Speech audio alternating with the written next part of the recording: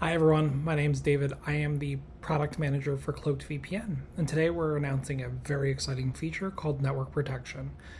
As you can see on the current screen, we are on Cloaked VPN. But now what's new is you'll notice in the top right the ability to click the gear icon. When we click this gear icon, you will now be presented with some familiar settings and some new settings.